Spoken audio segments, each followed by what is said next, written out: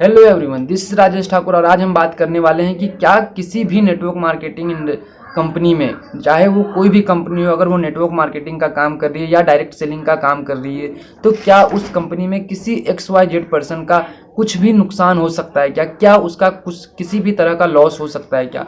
अगर मैं आपसे बात करूं कि नेटवर्क मार्केटिंग इंडस्ट्री आपको पैसे कहां से देती है और नेटवर्क मार्केटिंग इंडस्ट्री की बिजनेस, कोई भी नेटवर्क मार्केटिंग कंपनी में बिजनेस शुरू करने के लिए करना क्या होता है। सो बेसिकली आप अगर ध्यान से देखोगे, ध्यान से समझोगे नेटवर्क मार्केटिंग क्या है, जैसा कि मैंने अपने पहले वीडियोस में बताया कि नेटवर्क मार्केटिंग क्या है और आपको कैसे पैसा देती है।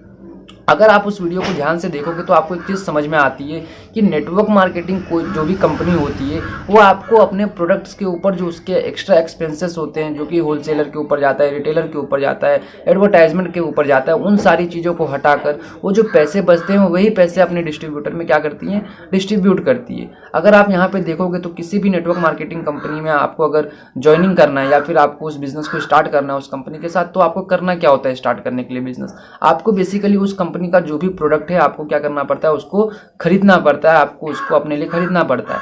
अब कंपनी के हिसाब से कई बार ऐसा होता है कि अलग अलग प्राइस के वो लोग रेंज रखते हैं। किसी कंपनी में अगर आपको ज्वाइन करना है तो 10,000 रुपये की परचेजिंग करनी पड़ती है, किसी में 15,000 की करनी पड़ती है, किसी में 20,000 एंड सो ऑन। कई ऐसे कंपनी है जहाँ पे आपको 30,000, 40,000, 50,000 से भी ज़्यादा की परचेजिंग करनी पड़ती है। बट वहीं इंडिया में कई ऐसी कंपनी है जहाँ पे आप 1,000 रुपये की मामूली सी परचेजिंग करके आप बिजनेस को शुरू कर सकते हो। सो ये आपके ऊपर डिपेंड करता है कि आपको कौन सी कंपनी का प्लान अच्छा लगता है, कौन सी कंपनी आपको अच्छी लगती है और किस कंपनी के प्लान में आपको बेनिफिट दिखता है। जाहिर सी बात है, अगर आप इस इंडस्ट्री में आओगे तो और बिजनेस की तरह आपको इस बिजनेस में भी अच्छी खासी मेहनत करनी होगी। सो ये आपके ऊपर डिपेंड करता है कि आप किसी लालच में आकर अपने ज़्यादा पैसों की परचेजिंग ना कर लो। आप ऐसी कंपनी के साथ ज्वाइनिंग कर सकते हो जहाँ पे आपको 1,000, 2,000 रुपये की परचेजिंग करके आप बिजनेस शुरू कर सको, ताकि अगर आपको उसके प्रोडक्ट पसंद ना आए या फिर अगर आपको उसका प्लान पसंद ना आए तो आप उसको छोड़ सको। इसमें आपका क्या लॉस होगा?